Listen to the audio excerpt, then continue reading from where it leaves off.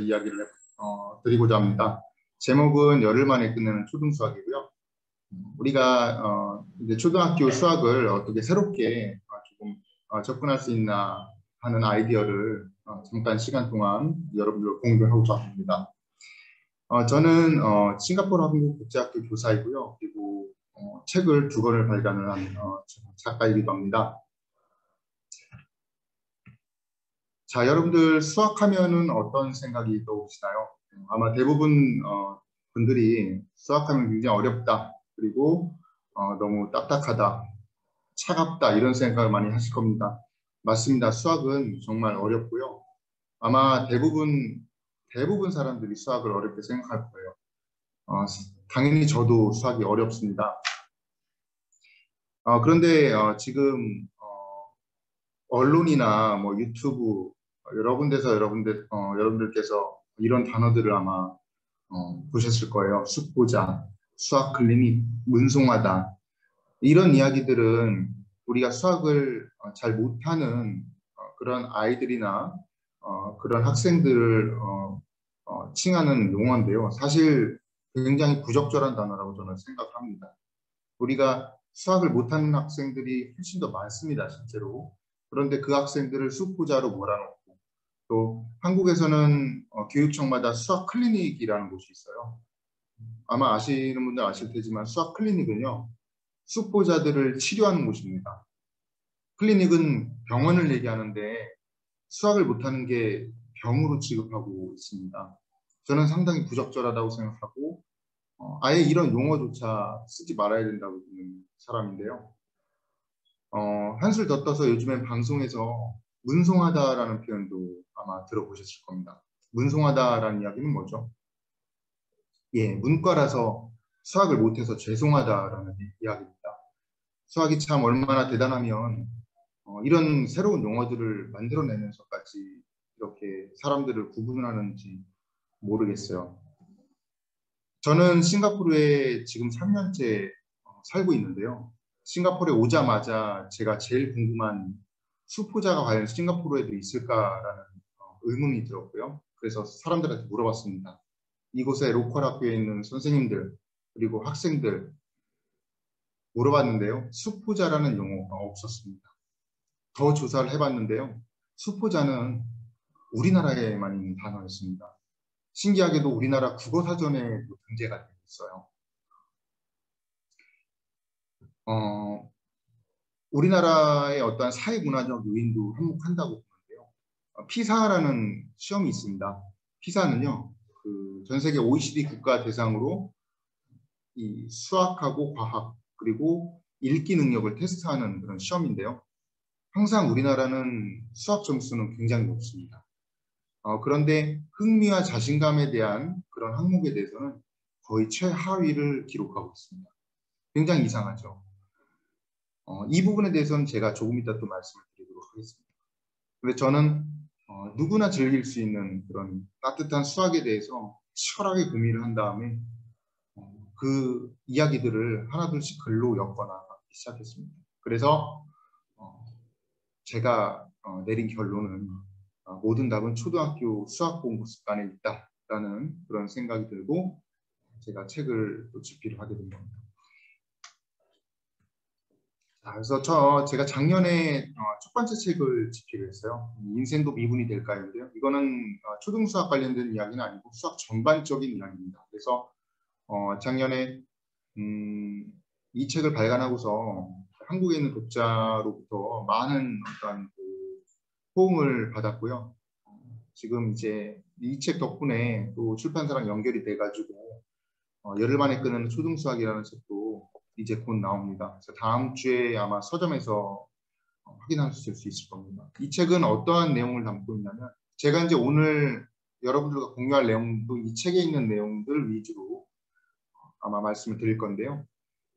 실제 우리나라 초등수학 초등학생들부터 사실 수학을 굉장히 어려워하는데 이 초등수학을 정말로 아이들하고 같이 공부를 해야 될 장본인, 그 주인공은 아마 부모님이 아닐까 생각이 들어서요. 부모님들이 어떻게 학생들하고 아이들하고 수학을 정말 흥미롭고 재미있고 그리고 아이들이 수학을 좋아해서 중고등학교 수학까지 잘 수학을 공부를 할 수 있도록 하는 안내서 역할을 하는 그런 책이 될 겁니다. 그래서 1부랑 2부로 구성이 되어 있는데요. 1부는 어떤 수학 교육에 대한 기본적인 철학 내지는 어떻게 가르쳐야 될지를 큰 틀에서 보는 거고요. 2부에는 덧셈부터 해서 문장제, 문제풀이까지 아주 자세하게 어떤 식으로 부모님들이 수학교육 전문가가 되실지 되셔야 될지를 이 책을 읽고서 아마 충분히 도움이 받을 수 있을 겁니다. 그래서 제가 지금 오늘 이야기 드릴 건 이 빨간색 표로 된 부분들을 위주로 아마 다룰 겁니다. 지금 시간이 제한되어 있기 때문에 아마 모든 내용을 다루지는 못할 것 같아요. 그래도 핵심이 되는 내용들을 말씀드리겠습니다. 제 소개를 드려야 되겠죠.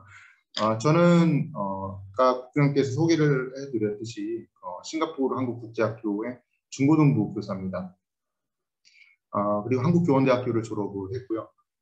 제가 주로 연구한 분야는 문제 해결 분야입니다. 수학 문제를 푸는데 어떤 학생들은 똑같은 조건에서 문제를 풀어내고 또 어떤 학생들은 문제 해결에 실패를 하게 되죠. 여러 변인들이 있습니다. 그런데 우리가 배경 지식이라든지 기존의 어떤 개념에 대한 이해도 이런 게 동일한데도 불구하고 어떤 학생은 성공하고 어떤 학생은 실패한단 말이죠. 그리고 아마 여러분들 경험이 있을 겁니다. 그러니까 시험 시간에는 생각이 안 나는데 시험지를 걷어가면 바로 그 풀이가 생각이 나요. 수학이 그렇습니다. 그런 이유가 무엇일까라는 것들을 심리학적으로 분석을 해서 많은 모델을 개발을 했습니다. 그런 과정에서 제가 여러 선생님들도 만났고, 근데 수학 선생님들 참 똑똑한 선생님들 많습니다. 제가 정말 생각을 하고 정말 앞으로 필요한 수학 선생님은 똑똑한 선생님도 물론 필요하지만 아이들 한 명 한 명에 대해서 관심을 갖고 그 학생을 사랑으로 관심과 그리고 학생들 진심으로 수학 학습을 배려할 수 있는 따뜻한 선생님이 필요하다라는 생각을 지금도 하고 있고요. 그래서 이제 수학으로 어떻게 따뜻한 감성적인 이야기를 할 수 있을까라는 생각을 하고 글도 계속 쓰고 있습니다. 지금 화면에 보이시죠? 무한 경쟁 시대, 4차 산업혁명, 빅데이터, 창의성 이런 단어들이 보이시는데 여러분들은 어떻습니까? 지금 앞으로 미래 사회의 모습을 몇 가지 단어로 표현한 건데요. 이 단어들이 느낌이 좀 차갑지 않으신가요? 저는 굉장히 차갑게 느껴지는데 이런 그 용어들이 초등수학까지 다 내려와 있습니다. 초등수학에서도 아마 인터넷이나 유튜브 같은 채널을 찾아보시면 초등학생들에게 어떠한 그 첨단 지식을 가르치기 위해서 어떠한 그 교육을 해야 되는지에 관심이 많습니다. 그런데 생각을 해보시면 얼마 전에 아마 며칠 전에 나사에서 화성 탐지선을 보내서 화성 표면에 도달했죠. 굉장히 첨단 과학입니다. 아주 복잡하고 아주 어려운 수학이 아마 쓰일 겁니다. 그런데 우리 초등학교 아이들의 수학 공부는 그런 첨단 과학을 공부할 그런 연구자가 될 학생들을 위해 필요한 수학이 아닙니다. 물론 지금 우리 아이들 중에는 그런 연구자, 첨단 과학을 공부할 학생들도 있지만 우리 아이들의 모든 아이들의 어떤 사고력을 길러주고 각자 맡은 영역에서 훌륭한 문제 해결자가 되기 위해서 수학 교육이 초점을 맞춰줘야 됩니다. 그런데 보통은 어떻게 생각하십니까? 저도 이런 이야기를 많이 들어봤는데요. 수학을 배워서 뭘 하냐? 마트에서 계산만 잘하면 되지 라는 말씀을 많이 들어봤는데요. 실제로 뭐 어떻게 생각하실지 모르겠지만 마트에서 계산만 하면 된다라는 그런 그 생각을 하시면 안 됩니다. 왜냐하면은 수학이 사고력을 키워주고 생각하는 힘을 길러주거든요. 바로 다음에 말씀을 드리겠습니다. 그래서 우리가 만약에 수학 공부를 열심히 하지 않고 아마 수학 공부를 한 번도 안 한 학생이라면 사람들이라면 분명히 그렇지 않은 사람보다 어떤 생각하는 힘이 많이 길러지지 않을 겁니다. 수학이 어떻게 생각하는 힘을 길러주는가라는 말씀을 드리겠습니다. 발견술이라는 말을 혹시 들어보셨는지 모르겠는데요. 발견술은 우리 수학 역사 굉장히 오래됐는데 고대 그리스부터 근대와 현대에 이르기까지 많은 수학자들이 연구해 놓은 분야입니다. 그러니까 발견술은 뭐냐면요. 어떤 어려운 수학 문제를 풀기 위한 방법을 이야기합니다. 그러니까 수학 문제를 풀다 보면은 여러 가지 방법이 있죠. 그 방법을 생각을 해서 문제를 풀어야지 문제를 끝까지 풀 수 있는데요. 그 생각을 못하면 풀 수 없는 겁니다. 이 절차를 한번 보죠. 문제를 받아들면은 그러니까 문제가 주어지면은 문제를 해결하려고 하는 사람들 어떻게 해야 됩니까? 그 문제를 이해를 해야 되겠죠. 어떤 문제인지 이해를 하고 문제를 풀어야 됩니다. 그리고 내가 푼 문제의 정답이 맞는가 아니면 틀린가를 반성적으로 고찰을 해봐야 되겠죠. 그래서 맞으면 정답을 도출하면 되는 거고요. 만약에 이게 아닌 것 같다 그러면 다시 문제로 돌아와서 생각을 해야 됩니다. 이런 고리들이 순환적으로 이루어졌다는 거죠. 그래서 수학 문제를 푼다는 이야기는 뭐냐면 머릿속에서 계속 생각을 하는 거예요. 그렇기 때문에 수학 문제를 풀면서 생각하는 힘이 저절로 길러지는 거죠. 특히 중간중간에 어떠한 그 안내가 없습니다. 내가 실제로 처음부터 끝까지 다 해야 되는 거죠. 여러분들이 공원에 가면은 공원이나 어떤 등산을 하게 되면 어떻습니까? 지금 이제 보타닉 가든에 있는 제가 이정표를 찍었는데요. 안내가 다 있습니다. 그러니까 어느 쪽으로 가면은 몇 킬로, 몇 미터 뒤에 뭐가 있다라는 이야기가 다 있죠. 그런데 수학 문제를 풀 때는 어떻습니까? 수학 문제를 풀 때는 이런 안내가 없습니다. 내가 오롯이 처음부터 끝까지 풀어야 되는 거죠. 그 과정에서 이정표를 내가 만들어야 되는 거죠. 그런 과정에서 우리가 수학 문제 해결력도 길러지고 그리고 앞으로 우리가 살아야 될 세상 어떻습니까? 굉장히 복잡한 문제가 기다리고 있겠죠.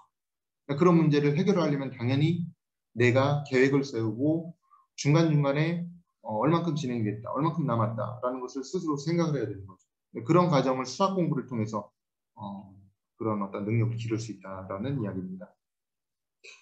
자, 지금 아마 이 그 강의를 듣고 있으신 분들은 아마 대부분 모두 다 아실 겁니다. 넓이가 어떻게 되죠? 지금 직사각형 보이시죠? 가로의 길이가 4cm이고요. 세로가 2cm인데 넓이가 얼마입니까? 넓이가 8이죠. 8 제곱 센티미터가 되죠. 그런데 이 넓이가 왜 가로 곱하기 세로 하면 넓이가 되는 건지 혹시 아는 분 계십니까? 넓이가 왜 4 곱하기 가로 곱하기 세로로 하면 왜 넓이가 되죠? 혹시 이유를 알고 계신 분 있습니까? 제가 이 강의가 끝나고 발표를 많이 하시고 그리고 좀 의미 있는 이야기를 해주신 분들 한 분께는 제가 다음 주에 이제 책이 나오고 아마 출판사에서 책을 보내주실 건데요. 제가 많이 보내주지는 않습니다. 그래서 한 분께는 제가 혹시 아이들이 있으면 아이들 이름까지 넣어서 사인을 해가지고 책 선물을 드리도록 하겠습니다. 한 분께. 혹시 왜 가로 곱하기 세로를 하는지 알고 계십니까? 네, 혹시 제가 말씀드릴까요? 저 잘, 예, 말씀을 해주십시오. 그 칸으로 봤을 때 큐빅으로 이게 이제 그 1cm 큐빅으로 보면은 이제 1cm, 1cm 바이가 이제 1cm 제곱 센티미터 넓이가 되잖아요. 그렇습니다. 그게 8개가 돼가지고 4 곱하기 2에서 8 되는 것 같은데요. 아, 예, 예. 그러니까 지금 말씀을 해주셨는데, 노 말씀을 해주신 거죠. 그죠? 칸으로 나눠서, 맞습니다. 지금 이 4, 2 이렇게 돼 있는데요. 그러니까 기본 단위를 생각한 거죠. 그러니까 단위 넓이를 생각을 한 겁니다. 정의를 한 겁니다. 그래서 단위 넓이를 한 칸씩, 이게 이제 4cm니까 이 1cm씩 나는 거죠. 그렇죠? 그리고 세로도 마찬가지입니다. 그래서 단위 넓이를 생각을 한 다음에 단위 넓이가 가로 쪽에 가로로는 4개가 있겠죠. 그죠? 그리고 세로는 2개가 있겠죠. 그래서 가로 곱하기 세로로 하면은 넓이가 나오는 겁니다. 마찬가지죠. 만약에 가로하고 세로가 바뀌어 있다면은 마찬가지겠죠, 그죠? 그래서 넓이 구하는 방법에서 이렇게 같이 생각할 수 있겠고요. 부피도 마찬가지입니다. 부피도요. 입체 도형은 부피를 구해야 되겠죠. 그러니까 평면 도형은 평면 도형의 넓이를 구해야 되고요. 입체 도형은 부피를 구해야 되는데 부피도 마찬가지로 왜 부피를 가로 곱하기 세로 곱하기 높이를 해야 돼요? 마찬가지입니다. 부피도 하나의 셀, 이 하나의 셀을 갖다가 이 큐빅을 갖다가 기본 부피로 본 겁니다. 이러한 어떠한 과정을 달고서 아이들이 넓이나 부피를 구하는 거 하고 기계적으로 그냥 가로 곱하기 세로로 하면 돼라고 이해를 한 아이들하고는요. 물론 점수는 비슷한 오히려 열심히 외워서 문제를 많이 풀어본 학생들이 오히려 수학 점수를 잘 받을 수가 있어요. 기계적으로 푼 학생. 그런데 그걸 받아들이고 수학이 정말 우리 일상생활에 필요하고 정말 신기하다라고 느낄 수 있는지는 아마 어떤 학생이 더 그렇게 될지는 아마 분명한 사실일 겁니다. 방금 전에 제가 아까 강의 도입부에 말씀드렸는데요. 실제로 한국의 피사 결과가 이렇습니다. 그러니까 초등학교, 중학교가요. 성취도는 최상위권이에요. 성취도는. 그런데 수학이 정말 재밌느냐, 그리고 수학 정말 자신감 있게 어떤 그 문제를 풀 수 있고 여러분들 생활에 도움이 되느냐라는 질문에서는 거의 하위권입니다. 이게 이제 우리나라만이 있는 특징이에요. 싱가포르 같은 경우는 싱가포르는 그 성취도가 항상 1위예요. 싱가포르는 사실 중학교 올라갈 때부터 시험을 보죠. 그래서 그런지 몰라도 항상 1위입니다. 그런데 신기하게도 흥미도나 자신감도 중위권 이상으로 계속 유지가 되고 있거든요. 그래서 싱가포르와 한국의 교육을 비교를 하는 그런 인터뷰 기사나 이런 게 많은데 싱가포르는 수학적 사고과정, 한국은 암기만 한다. 그래서 아이들이 수학 시험을 잘 보는데 수학은 싫어하는 겁니다. 그리고 아마 우리나라에서도 연구자들이 많은 분석을 해요. 근데 그들이 늘 하는 얘기가 우리나라의 사회 문화적 요인을 이야기하고 있습니다. 그러니까 서양, 싱가포르도 동양이긴 하지만 문화는 서양 문화이지요. 실제로 어떻습니까? 그러니까 아주 간단한 수학 개념에서 그런 문화적인 차이를 느낄 수 있거든요. 5분의 2를 어떻게 우리나라는 5분의 2라고 하죠. 분수를. 그런데 서양에서 어떻습니까? 이걸 어떻게 하면 2 over 5라고 합니다.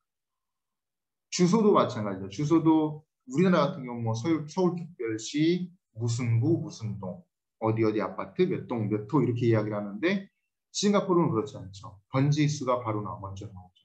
번지 수가 나오고 그 번지가 어느 길에 있는가. 그러니까 점점점 더 범위가 커져나가는 거죠. 그러니까 우리나라는 그러니까 집단을 더 중시합니다. 그렇지만 서양은 그렇지 않죠. 개인의 어떤 개인을 중시하죠. 아마 그래서 타인하고 비교를 중시를 많이 하기 때문에 숙부자라는 용어도 아마 나오지 않았나라는 그런 저는 개인적으로 생각하고 있고요. 어쨌든 이런 과정에서 우리나라의 수학 교육은 어떤 전체적인 평등한 교육을 굉장히 중시합니다. 초등학교도 그렇고요, 중고등학교도 그렇습니다. 그래서 아마 교육의 모습이 많이 바뀌진 않았어요. 그러니까 지금 학부모님들이 학교 다닐 때랑 지금 학교랑 아마 방법 면에서 조금의 차이는 있겠지만 시스템이나 환경 그리고 전체적인 어떤 교수 학습의 내용이 변한 게 거의 없어요. 안타깝게도요. 그렇기 때문에 제가 그래서 주장을 하는 게 뭐냐면 소중한 우리 아이의 수학 공부를 챙겨줄 사람이 어떤 학교의 선생님 내지는 학원의 선생님 물론 선생님들 좋은 선생님 많긴 한데 그런 선생님도 당연히 학교에서 공부를 해야 되겠지만 집에서 우리 아이를 제일 잘하는 부모님들이 챙겨주셔야 될 몫이 분명히 있다라는 주장을 제가 하는 겁니다. 지금 제가 자주 하는 산책길에 있는 그 모습인데요. 제가 사진을 몇 장 찍어봤습니다. 사진에서 뭐가 보이시나요?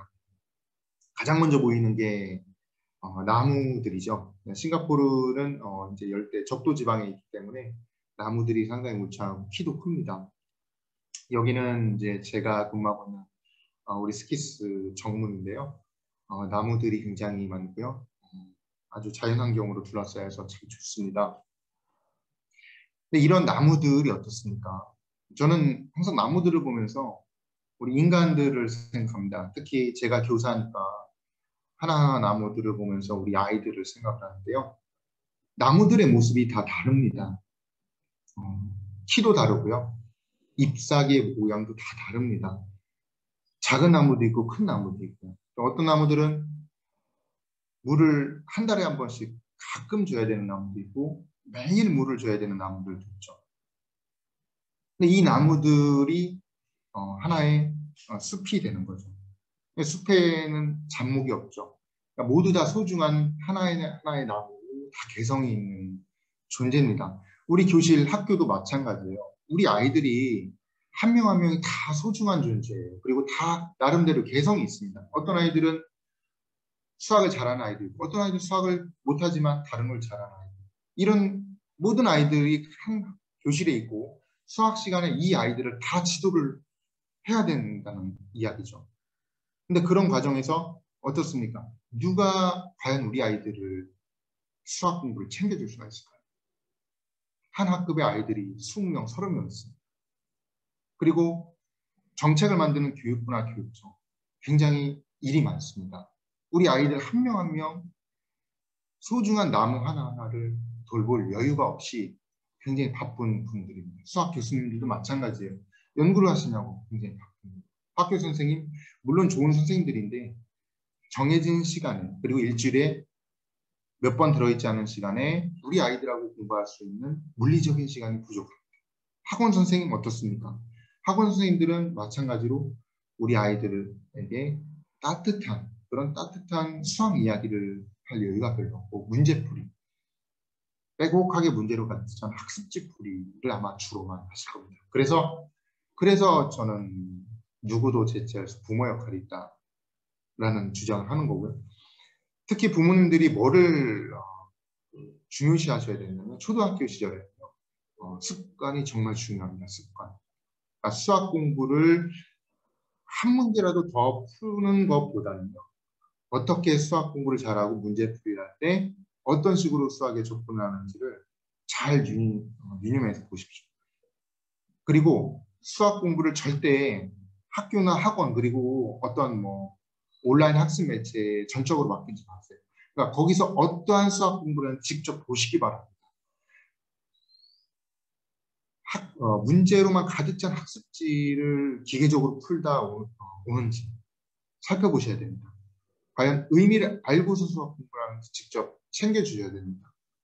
그래서 생각하고 끝까지 풀어서 답을 구하는 어떤 습관. 그리고 정말 중요한 습관이요. 모험하는 겁니다. 수학은. 아까도 이정표 이야기를 제가 말씀드렸죠. 내가 길을 가보다가 이 길이 아닌가 보다 생각하면 다시 돌아와서 다른 길을 가야 되죠. 이런 모험을 많이 해야 됩니다. 제가 강의 신청을 하면서 아마 질문을 한 몇 가지 질문을 했는데요. 거기에 이런 질문도 있었습니다. 수학 문제를 푸는데 끝까지 답을 보지 않고 푸는 게 중요하냐 아니면 모르면은 중간중간에 답을 보면서 푸는 게 중요해요. 어떻습니까? 초등학교 시절은 반드시 모험을 해보고 끝까지 풀어봐야 하는 연습을 해야 됩니다. 중고등학생처럼 시험이 당장 일주일 앞에 코앞에 있는 게 아니기 때문에 부모님들이 손을 잡고 인도를 해주셔야 됩니다. 그리고 내가 백지를 꺼내놓고 거기다가 수학 이야기를 쓰고 공부를 풀 수 있는 그런 습관, 이런 습관들도 다 옆에서 챙겨주셔야 됩니다. 제가 이제 여러분들이 흥미를 어떻게 가지는가라는 본격적인 말씀을 드리겠습니다. 프로이덴탈이라는 수학자가 있습니다. 이 수학자는 지금으로부터 한 50년, 100년 전에 활동한 수학자인데요. 현실주의 수학 교육이라고요. RME라는 그런 용어를 만든 최초의 수학자이시고요. 이 수학자의 영향을 받아서 지금 모든 대부분의 수학 교육 연구가 활발하게 진행이 되고 있습니다.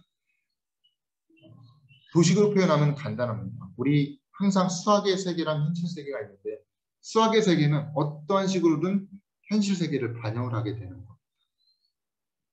특히 초등학교 수학은 그렇습니다. 초등학교 수학에서 반드시 학생들이 알아야 될 내용은요. 우리 현실 세계가 얼마나 놀랍게 수식의 세계로 전달이 되고 그것이 아주 심플하고 추상적인 수식으로 다듬어지는가를 분명히 알아야 된다는 거죠. 한번 여러분들 아마 아이들이 질문을 했어요. 만약에 아이들이 수학 열심히 뭐 숙제를 하고 있습니다. 어머니 아버님 20 곱하기 3을 어떻게 구합니까? 라는 질문을 했을 때 어떻게 답을 해주시겠습니까? 아마 대부분 그러실 겁니다. 어떻게 아마 이런 대화 상황을 아마 생각할 수 있습니다. 9단 다 외웠지? 2단이 어떻게 되지? 그런데 아이는 2단 20이 있는데 왜 2단이 나오지? 라는 생각을 하면서 이제 엄마가 물어보죠. 2, 3은 얼마지? 6이지 이렇게 말합니다. 그러면 이제 엄마가 어떻게 얘기합니까? 그렇죠. 6 옆에 0을 붙이면 되는 거야. 라고 해서 60이지? 이렇게 말을 하고 아이는 갑자기 0이 왜 나타나는지 궁금한 60을 적으면서 상황이 종료가 되죠. 그리고 한 수를 더 떠서 한 걸음 더 나가서 앞으로 0이 나오면은 0을 생각하지 말고 그냥 구구단을 외운 다음에 0을 붙이면 돼 라고 아마 많이 그렇게 지도를 하실 겁니다. 그런데 그렇게 하시면 안 됩니다. 왜냐하면은 지금 여기에는 아주 많은 수학 개념이 들어가 있는데요. 가장 중요한 개념이 자릿수 개념입니다. 2, 3은 6 할 때는 2는 그냥 한 자릿수고요. 여기서 20은 두 자릿수가 됩니다. 그래서 자릿수 개념의 혼동이 오거든요. 그래서 아마 이 부분을 지도하실 때 처음에 만약에 아이가 이런 질문을 하게 되죠. 1, 2학년 학생들 질문할 수 있습니다. 그러면은 가장 좋은 방법은 마트를 가는 겁니다. 마트를 가서 아마 마트에 가면은 분명히 그 어떤 음료수 캔 같은 게 그렇게 포장이 되어 있을 거예요. 눈으로 보이죠, 그죠? 그래서 뭐 20개들이가 있을 겁니다. 뭐 가로로 4개, 세로 5개 되어 있는 그런 음료수 20개짜리를 보고 이거 3개가 있다. 몇 개냐면 세봐라 라는 얘기를 할 수가 있을 겁니다. 그럼 직접 손으로 세볼 수 있겠죠. 그렇게 하면서 처음에 우리 현실 세계를 이야기를 해주고요. 그 다음에 이제 그런 어떤 현실 상황을 그림으로 표현해줍니다. 동그라미나 어떤 뭐 네모를 이용해서 20개짜리를 하나를 박스를 만드는 거죠. 그런 다음에 그걸 3개를 그립니다. 그런 다음에 20개가 3개가 있는 거다라는 이야기를 할 수가 있죠. 그렇게 시작을 해서 마지막에 도달해야 될 곳이 그럼 20에서 3 곱하는 게 2 곱하기 3 한 다음에 0 붙이면 되는 거지 라고 그렇게 이어갈 수 있습니다. 자, 이 부분은 곱셈에 관련된 건 좀 이따 다시 말씀을 드리겠습니다. 제가 그래서 강조하고 싶은 건 뭐냐면 반드시 현실하고 우리 수식하고 관련이 있는데 중간 단계입니다. 시각적 모델입니다. 동그라미나 수직선 바둑돌 표 모델을 이용해서 현실하고 수식을 이어가는 어떤 중간 단계를 반드시 마련을 해야 된다는 거죠. 예를 들어 이런 겁니다. 예. 지금 여기를 먼저 말씀드리겠습니다. 자, 현실 맥락 덧셈인데요. 현실 맥락은 당연히 사탕이나 어떠한 부채물이 되겠죠. 그럼 현실 맥락이 있고 이걸 모델로 가져오는 거예요. 바둑돌이 될 수도 있고 그림이 될 수 있습니다. 반드시 그림을 그리시기 바랍니다. 아주 쉬운 단계부터 그림을 그리는 연습을 해야지만 어려운 것도 그림을 통해서 이해를 할 수가 있거든요. 그래서 수식을 이끌어내야 됩니다. 2 더하기 3은 5라는 건 지금 여기에 어떤 더하기 기호도 있고 등호 기호도 있는데 굉장히 어려운 거거든요. 아이들 입장에서는 부모님들이 미적분 수식을 마주할 때처럼 그렇게 어렵습니다. 우리는 쉽죠. 우리는 쉬운데 어렵기 때문에 모델을 이용한다는 말씀을 드리는 겁니다. 이런 모델을 이용하면요 패턴을 발견을 할 수가 있어요. 지금 옆에 보시면은 덧셈의 교환 법칙이 나오는데요. 이렇게 모델을 사용해서 덧셈의 교환 법칙, 즉 앞에 있는 수랑 뒤에 있는 수랑 바꿔서 더해도 결과는 똑같다는 이야기를 할 수가 있습니다. 그래서 제가 말씀드리는 사실 결론은 뭐냐면 이 모델입니다. 모델이고요. 시각적인 어떤 표상을 말씀을 드리고 싶은 겁니다. 왜 이런 말씀을 드리냐면요. 실제로 수학이 그래요. 실제로 수학의 모습이 뭐냐면 연결이에요. 어떤 연결이냐면 수식과 그림의 연결이 수학의 본질입니다. 우리가 알고 있는 유명한 수학자들뿐만이 아니라 많은 수학자들이 다 수식하고 그래프나 도형을 연결을 하는 능력이 발달되어 있어요. 아주 유명한 수학자 두 분을 가졌습니다. 데카르트죠. 데카르트는 아마 많이들 철학자로 알고 계신데요. 데카르트는 아주 우리 현대 수학에 있어서 없어서는 안 될 수학자입니다. 데카르트가 미적분 발견의 기초 아이디어를 제공했고요. 좌표평면을 처음 도입한 수학자이기도 합니다. 옆에 있는 수학자는 아마 알고 계시는 분 계실 겁니다. 앤드류 와일스라는 수학자고요. 페르마의 마지막 정리를 벌써 꽤 오래됐네요. 한 20여 년이 됐네요. 20년도 더 된 것 같네요. 300년 만에 그 증명을 한 수학자죠. 근데 이 증명 과정 자체가 다 그림으로 증명을 했습니다. 우리도 학교 수학에서도요. 이제 우리 아이들이 고등학교랑 중학교 다 올라갈 텐데 결국에는 수식하고 그림이 다 연결이 되어 있습니다. 그래서 아주 어릴 때부터 그림하고 수식을 연결하는 능력을 길러야 된다는 말씀을 제가 드리는 거예요. 실제로 피타고라스 정리 아마 많이 아실 거예요. 그죠? 이 정리가 A제곱 플러스 B제곱은 C제곱이라는 그런 수식으로 이해를 할 수 있는데 반드시 그림하고 같이 이해를 해야 되죠. 직학삼각형. 그러니까 수식하고 그림하고 연결돼야 된다는 걸 같이 명심을 하시면 되겠습니다. 근데 이런 것은 아인슈타인도 일찍이 이야기를 했습니다. 아인슈타인도 어떤 말이나 글 수식은 전혀 내 사고에 아무런 역할도 하지 않는다. 영감에 영향을 주는 것은 명확한 이미지다라는 말을 했거든요. 그러니까 이 패턴을 발견할 수 있는 수식 하고 어떤 그림을 연결해야 된다는 걸 알고 계시면 되겠습니다. 여러 가지 모델이 있습니다. 우리 아이들이 쓸 수 있는 모델은 많아요. 같이 할 수 있는 모델은 어떤 본드 모델도 있고요. 본드 모델은 이렇게 그 숫자들을 선으로 연결하는 겁니다. 그러면 6이 3하고 3으로 나눌 수가 있고, 그죠? 그리고 뭐 더하기도 알 수 있고 빼기도 알 수 있어요. 6 빼기 3은 3이다. 라는 것을 알 수도 있거든요. 막대 모델, 막대기를 갖다가 나눠보는 거죠. 아니면 점 갖다가 찍어보셔도 되고요. 다양한 모델이 있습니다. 특히 본드 모델 같은 경우는 우리 아이들이 패턴을 발견하는 데 있어서 굉장히 놀라운 역할을 하게 되는데요. 그러니까 그 실제로 3 더하기 4는 7이라는 걸 수식으로 아니면 손가락으로만 이렇게 계산을 하는 걸 도와주시면 아시고요. 이렇게 그림을 그려서 같이 패턴을 이해를 하시는 것도 우리 머릿속에서 다양한 자극을 준다는 측면에서 굉장히 중요합니다. 수학은 일상생활에 정말 필요한가? 어떻게 설득시킬 것인가? 라는 질문을 하신 분도 계세요. 그런데 거꾸로 생각을 하시면 됩니다. 그러니까 우리 아이들이 수학이 정말 필요한지를 가르치는 사람이 설득을 하려고 하지 마시고 스스로 알게끔 해야 되는 거죠. 제가 아까도 말씀드렸다시피 수학이 정말 필요 없는 어떤 수식으로만 돼 있다. 마트에 가면 계산만 하면 된다. 라는 생각을 하게 처음에 그런 생각을 했다는 이야기는 뭐냐면 의미 없는 수식으로만 가르쳤다는 이야기입니다. 실제로 그림을 그리고 일상생활에서 마트에서 우리가 수학이 필요한 상황을 직접적으로 마주해 본 아이들은 수학이 필요하다는 것을 설득시키지 않아도 저절로 알게 됩니다. 그래서 실제로 중고등학교에 가면요, 그 수학 개념이 굉장히 많이 나오잖아요. 근데 그 개념을 마주하면서도 이제 그 학생들은 아는 거죠.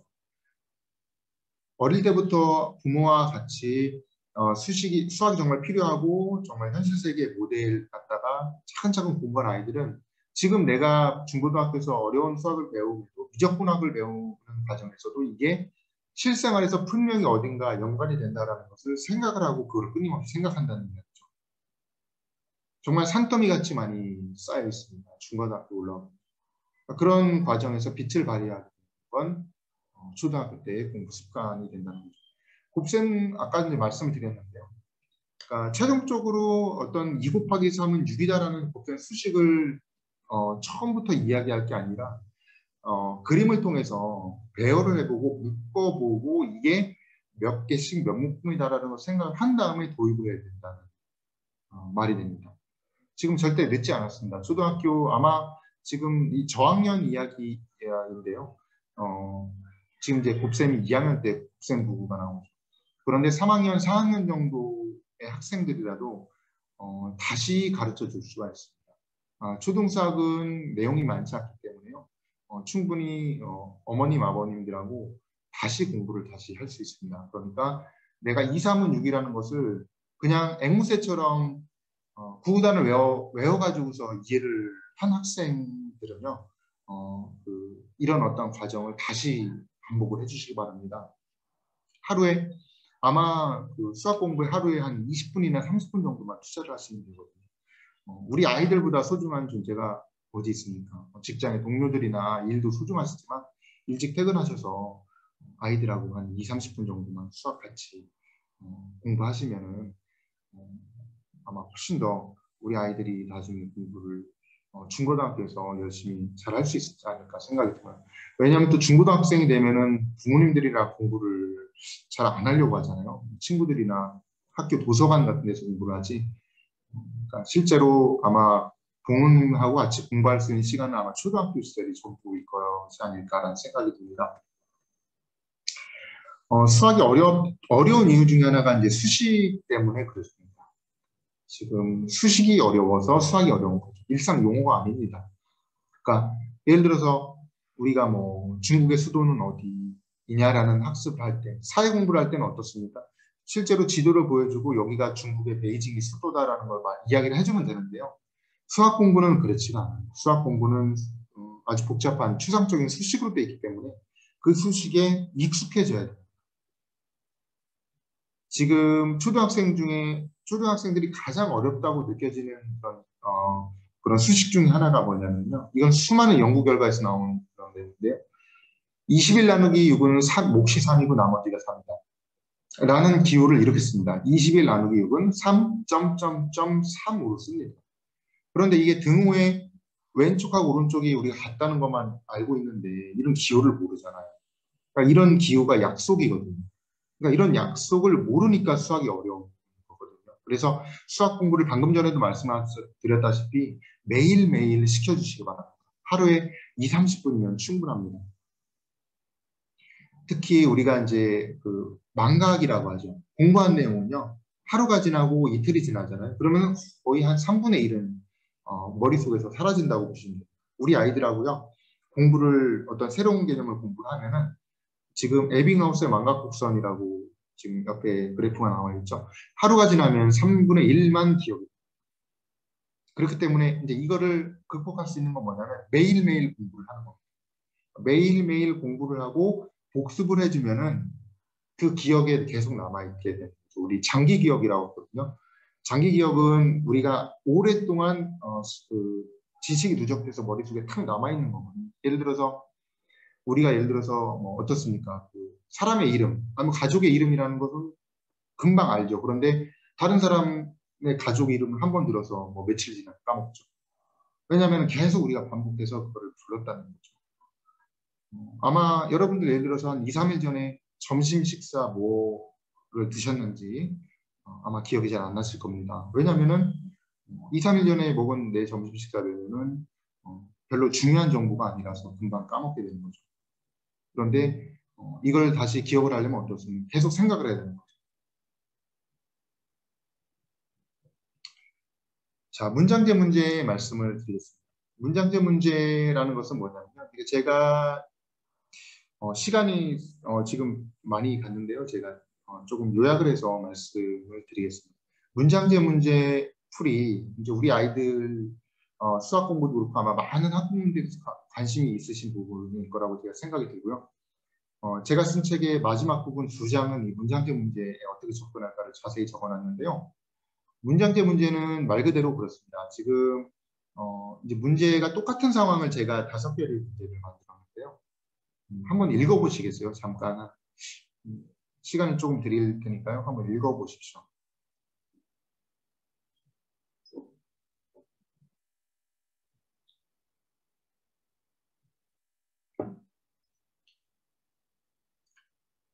똑같은 수식으로 비결이 됩니다. 그러니까 200에서 93을 빼는 상황인데요. 문장으로 쓰여진 문제가 문장제 문제입니다. 그런데 문장제 문제에서도요, 수준 차이가 좀 있습니다. 지금 문제 2번부터 3번, 4번, 5번까지 좀 어려운 순서로 제가 배치를 해봤는데요. 문제 2번은 쉽죠. 우리 일상생활에서 흔히 일어나는 일입니다. 200개가 들어있는 사탕 상자에서 93개를 꺼내 먹었어요. 그러면 남아있는 사탕은 몇 개인가 하면서 남아있다라는 어떤 용어에서도 뺄셈을 생각할 수 있지만 우리 상황도 익숙합니다. 근데 문제 3번은 어떻습니까?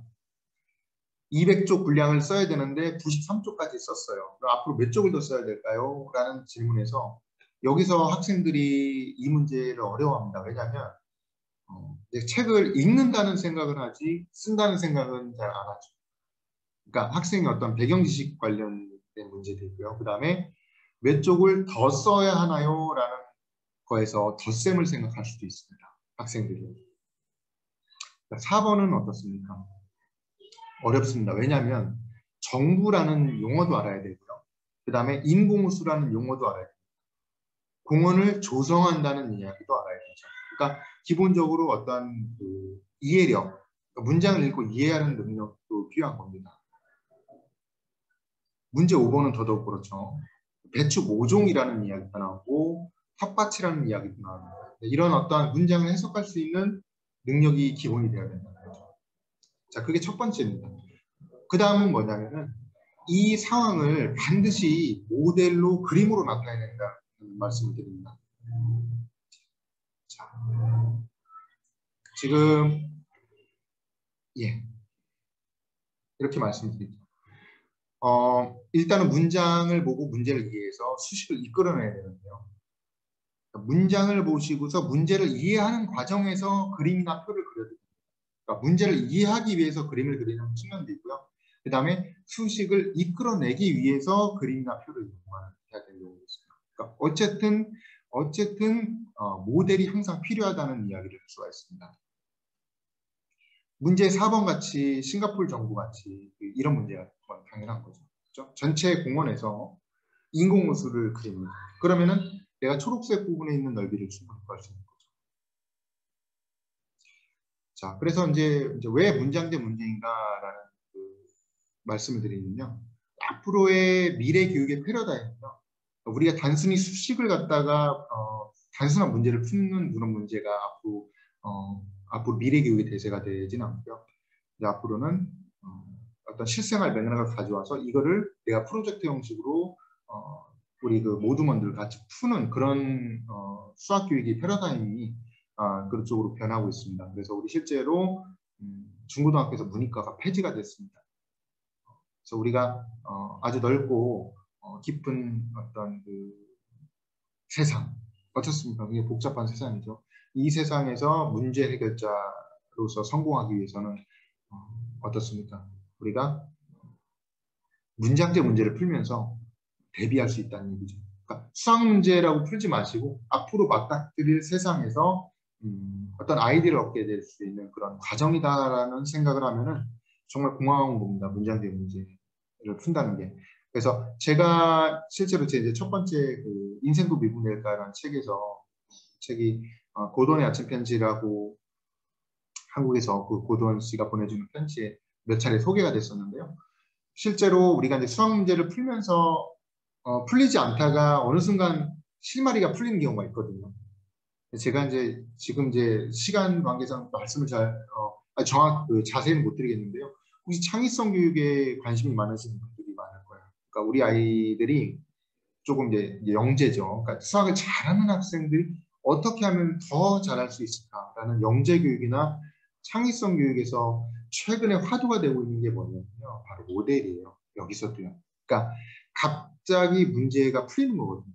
그러니까 영감이라고 하죠.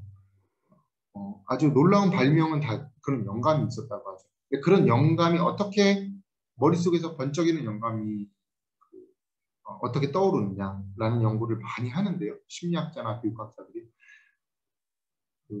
아주 중요한 열쇠가 되는 게 바로 어떤 시각적인 모델입니다. 그러니까 내가 예전에 어떤 이거랑 비슷한 관련된 문제를 풀어보고 그 상황이 머릿속에 있을 때 근데 그게 생각이 안 나는 거죠. 근데 그게 생각이 나게끔 하는 것은 뭐냐면 원초적인 우리의 시각적인 능력이다. 그래서 그림을 많이 그려보는 게 중요하다는 강조를 창의성 교육에서 많이 하거든요. 그래서 어떤 그런 수학 문제뿐만이 아니라 일상생활 문제도 마찬가지지 않습니까? 우리가 어떤 문제를 해결하려고 하는데 도저히 답도 모르겠고 어디서부터 시작해야 되는지 모르겠을 때 어떻게 합니까? 바로 우리가 그 관련된 시각적인 그런 우리가 그림을 그려보고 관련된 어떤 생각을 하게 되는 아이디어를 얻을 수 있다는 말씀을 할 수 있을 것 같습니다. 예. 그래서 지금 말씀을 드리고요. 그 다음에는 제가 이제 어떻게 풀 것인가라는 말씀을 드릴게요. 그러니까 이런 문제들을 받아들일 때 그 문장제 문제를 일단 이해를 해야 되겠죠. 그죠? 그리고 뭐를 구해야 될 것인지 인지를 하고 반드시 표를 그려봐야 된다라는 말씀을 드리고 그 다음에 드릴 수 있겠습니다. 자, 예를 보겠습니다. 만약에 자동차를 타고 2시간에 160km를 주행했습니다. 자, 2시간 동안에 160km 간 거예요. 거리를요. 같은 속도로 1시간을 더 주행했을 때 이 자동차는 전체 몇 킬로 이동합니까? 라는 문제가 나올 수 있겠죠. 그러면은 근데 이거를 문제를 이해를 해야 되겠죠. 처음에는. 그죠? 어떻게 이해를 합니까? 그렇죠. 문제는 자동차를 타고 같은 속도로 총 3시간 이동하는 상황입니다. 그렇죠? 이 3시간 동안 이동한 거리를 구하면 되는 거죠. 그 다음 단계에서 제일 중요한 뭘 하면 된다고 했습니다. 그림을 그려야 됩니다. 그러니까 보통은 대부분의 아마 분들은 수식으로만 쓰려고 하실 겁니다. 그런데 그림을 반드시 그리는 연습을 하시죠. 시간은 똑같죠. 시간은 똑같은데 그 시간에 똑같은 것을 막대로 그리시고요. 화살표 같은 걸 이용해서 2시간 동안 106km 이동했다는 그림을 그리시고 그럼 나머지 1시간 동안은 어떻게 갈 것인가? 나머지 1시간 동안은 절반이니까 80km겠죠. 그러니까 80km이고 그 다음에 우리가 구해야 될 것은 초록색하고 검은색하고 합이니까 저 240km입니다 라고 우리가 답을 낼 수가 있는 거죠. 이건 아주 기초적인 하나의 예였습니다. 아마 모든 문제에서요. 어떤 수학 문제이든지 다 그림을 그릴 수 있습니다. 그래서 그 그림을 그린다는 것을 명심을 해주시면 되겠습니다. 지금 제가 말씀을 드리는 것은요. 그러니까 그 어떤 수학교 이론인데요. 뭐냐면요. 기존의 어떤 패러다임은 뭐냐면요. 기존 패러다임은 어떤 개념을 열심히 알고 그 개념을 이용해서 문제를 푼다는 패러다임이었거든요. 아마 학교 다닐 때 생각을 해보십시오. 열심히 수학 개념을 공부를 하고 그 개념을 이용해서 문제를 풀죠. 맞죠? 그런데 지금은 그렇지 않습니다. 이제 앞으로 미래 교육은요. 문제가 먼저 있는 겁니다. 내가 어떤 문제가 있고요. 그 문제를 해결하기 위해서 필요한 수학 개념들을 하나씩 탐구를 하면서 개념을 공부하는 방법으로 변하고 있고요. 또 그런 수학 공부 학습 방법이, 교수 학습 방법이 우리 아이들의 수학 공부에 훨씬 더 좋다라는 연구 결과들이 최근에 많이 쏟아져 나오고 있기 때문에요.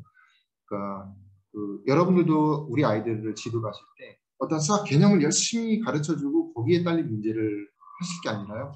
우리 일상생활에 수학 공부할 게 아주 지천으로 쌓여 있습니다. 그런 어떤 상황에서 문제를 발견을 하시고요. 거기서부터 개념을 갖다가 수학 필요한 개념들을 같이 공유를 하면서 공부를 하시면 됩니다. 그래서 개념하고 문제가 융합되도록 하는 그런 방법이 있습니다. 제가 예를 말씀드리겠습니다. 일단은 근데 그 과정에서 총 3가지 스텝이 있는데요.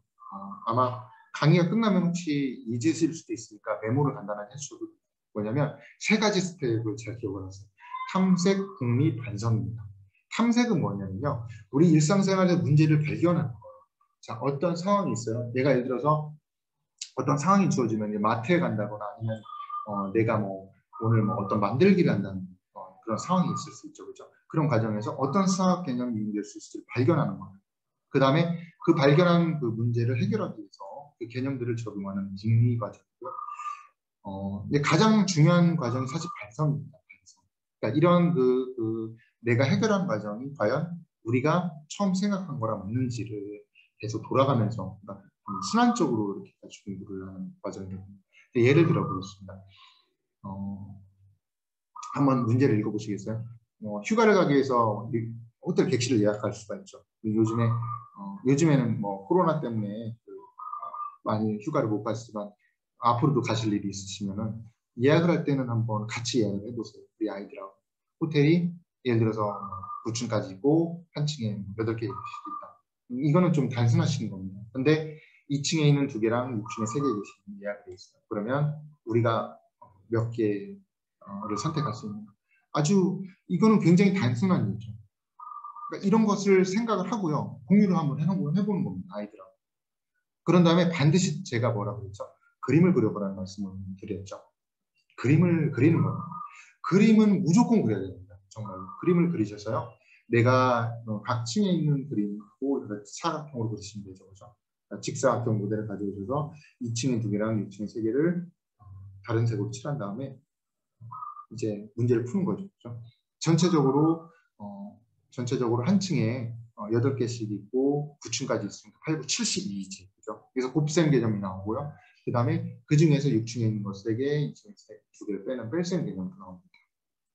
그러니까 수식을 먼저 하는 게 아니라 상황이 먼저 왔다는 거죠. 그리고 제가 아까 전에 반성하기 중요하다고 말씀드렸죠. 반성에서는 뭐를 하면 되냐면요. 그러니까 이거를 다 하고 나서요. 또 다른 문제를 생각을 해봅니다. 그래서 고민을 한 다음에 한 1시간 뒤에 또 들어가 봤더니 어떤 단체 관광객이 4층하고 5층을 다 예약을 해버린 거죠. 그럼 내가 얼마나 선택했을까? 그러면 4층하고 5층에 있는 걸 또 가린다면서 풀어볼 수 있는 거예요. 이런 문제를 만들 수도 있는 겁니다.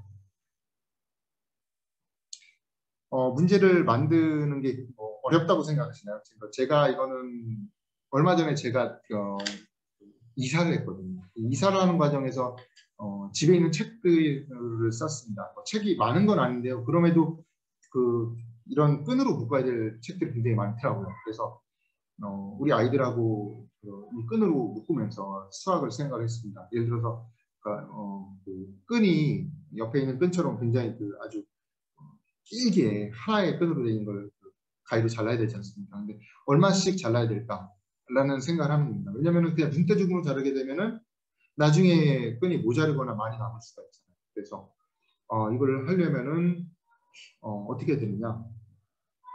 책을 갖다가 똑같은 높이로 다 쌌습니다. 많은 책을 똑같이 다 싸놓고요. 그 다음에 이제 하나에 필요한 끈을 길이를 잰다면 그거를 그만큼을 계속 자르면 되잖아요. 근데 하나의 길이가 어떻게 되느냐? 그러면 이 책의 가로의 길이가 2개 있는 거고 세로의 길이가 2개 있는 거고 높이는 4개가 있구나라는 생각을 들어서요. 그거를 재가지고서 그만큼만 그거보다 조금 더 묶어야 되니까 커팅을 했거든요. 그러니까 이런 과정에서도 다 수학적인 아이디어가 다 쓰이는 겁니다. 그래서 이런 수학학습의 흥미는 저절로 수학의 어떤 흥미가 저절로 들게 되겠죠. 그러니까 굳이 수학이 필요하다는 이야기를 억지로 하지 않으셔도 되는 겁니다. 이런 생각함을 조금씩 길러주시면 되거든요. 예, 부모가 가장 좋은 수학교육 전문가. 이거는 제가 지금 강의에서도 그렇고 책에서도 그렇고요. 처음부터 끝까지 주장하는 겁니다. 초등학교 수학은요. 부모가 가장 좋은 전문가예요. 특히나 우리가 이제 중고등학교로 갈수록 우리 아이들은 아마 엄마 아빠랑 공부할 수 있는 시간이 거의 없어요. 공부하려고 사춘기 중학생들이 공부를 같이 하려고 하지 않을 겁니다. 그래서 아마 아이들하고 머리를 맞대고 수학 이야기를 할 수 있는 마지막이 아마 초등학교까지가 아닐까라는 생각이 들고요. 그러니까 지금 여러분들의 자녀가 초등학생이라면 정말 다행인 겁니다. 예, 정말 다행이에요. 같이 수학을 공부를 하고 이야기를 할 수 있는 소중한 시간들이 남아있는 거거든요. 그리고 초등학교 수학은 개념이 많지 않기 때문에 우리 아이가 뭐가 필요한지를 바로바로 아실 수가 있어요. 그거를 채워주시면 되거든요. 그래서 만약에 부분이 혹시나 초등학교 부분이 어렵다고 생각하시는 분들은 주위에 좋은 책들이 많으니까요. 그거를 좀 참고하시고 아니면 제가 쓴 책에도 도움이 될 수 있으니까 참고하셔서 그것을 체인을 연결해 줍니다. 뉴턴입니다. 지금 뉴턴은 영국인들이 가장 존경하고 이 세계에 있는 많은 사람들이 존경하는 위대한 과학자죠. 영국의 트리니티 대학에 뉴턴 형상이 있는데요. 그 밑에 이런 말이 써 있다고 합니다. 인간의 한계를 초월한 재능을 지닌 사람. 그런데 막상 뉴턴은요, 굉장히 겸손했다고 해요. 뉴턴이 말년에 이런 이야기를 했다고 합니다. 내음이 빛이 나는 어린아이 같다. 바닷가 모래밭에서 조약돌이나 예쁜 조개들을 찾으면 놀고 있다. 그러나 거대한 진리의 바다는 미지의 세계로 내 앞에 펼쳐져 있다라는 거죠. 그러니까 우리 아이들 앞에도 굉장히 아주 넓은 바다가 펼쳐져 있는 겁니다. 이 바다에서 어떤 모습으로 항해를 할지는 아무도 모르는 거죠. 그런 과정을 우리 부모가 같이 손을 잡고 안내를 해주셔야 되는 거죠. 그 과정에서 이 수학 공부를 하는 과정에서 우리 부모님들의 역할이 분명히 있다는 걸 제가 말씀을 드린 거고요. 지금 여기 밑에 사진을 보면 얼마나 보기가 좋습니까? 우리 엄마 아빠가 우리 아이들, 조그만 갓난 아이도 있는 거죠. 조그만 아이까지 3명을 손을 잡고 바다 앞에 있는 사진인데요. 충분히 저는 우리 여러분들 자녀들도 우리 뉴턴이 될 수 있다고 생각합니다. 뉴턴이 거인의 어깨를 밟고서 더 먼 곳을 봤다 이런 말을 했거든요. 그러니까 여러분들이 우리 부모들이 어깨를 내어주면 되는 겁니다. 예, 강의를 마무리를 해보겠습니다. 지금 우리 자녀와 함께하는 단 한 번의 추억 여행입니다. 인생이라는 것이 그렇잖아. 그래서 아까도 말씀드렸다시피 초등학교 자녀가 있으면 정말 다행인 겁니다. 그래서 당신의 어깨를 내어줘라 라는 말씀도 하시고요. 드릴 수 있겠고요. 이 강의를 제가 처음 시작하면서 제 맨 앞에 나온 사진이 뭐였는지 기억이 나시나요?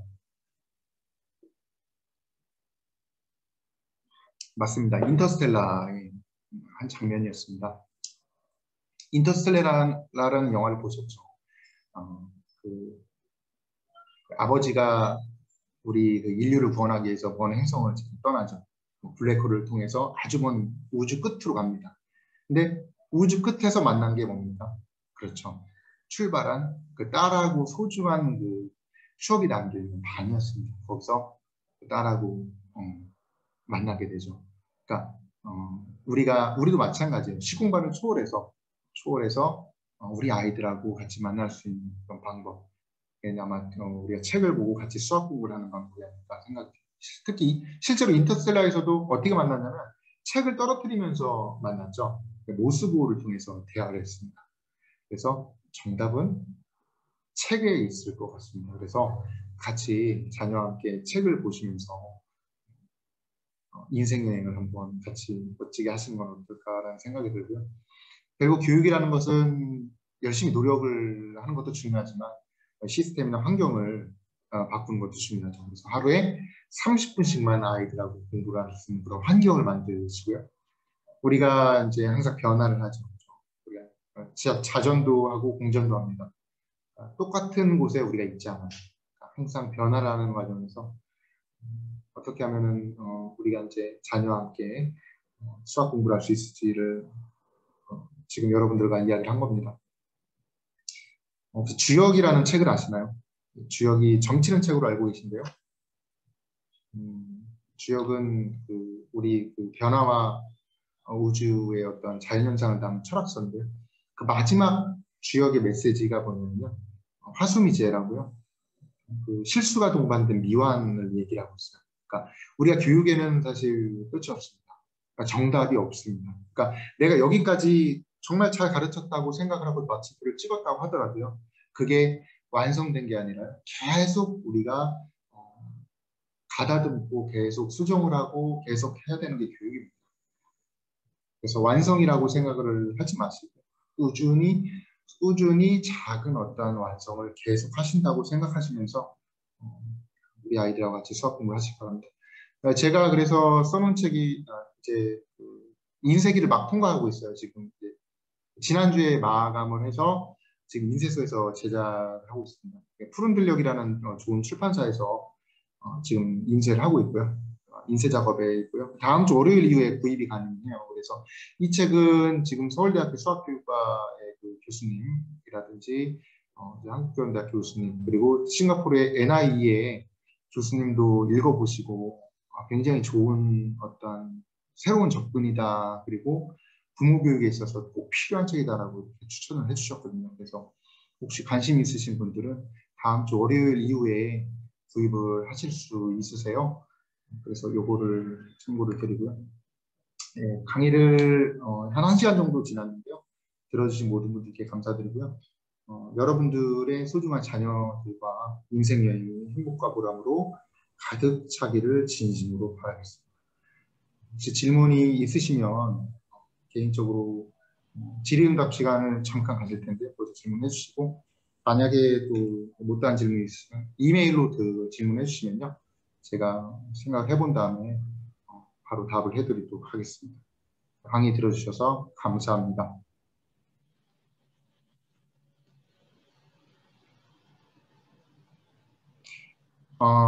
혹시 질문이 있으신 분은 질문을 해주시겠습니까? 마이크를 켜시고 질문이 있으신 분들은 질문 부탁드립니다.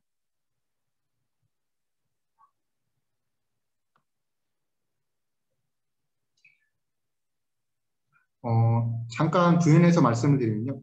아까 전에 제가 이제 사무국장님께 질문거리를 받았는데요. 그 중에서 질문이 거의 공통이 된 것은 아이에게 어떻게 흥미를 가지게 할까라는 말씀이고, 그다음에 문제풀이를 그러니까 어떤 식으로 해야 될까, 그러니까 계속 문제를 풀어야 될까, 뭐 이런 질문들이었거든요. 그래서 제가 강의 중에는 아마 이 질문에 대한 응답이 중간중간에 다 됐습니다. 그래서 혹시나 또 더 필요한 질문이 있으시면 질문을 해주시고요.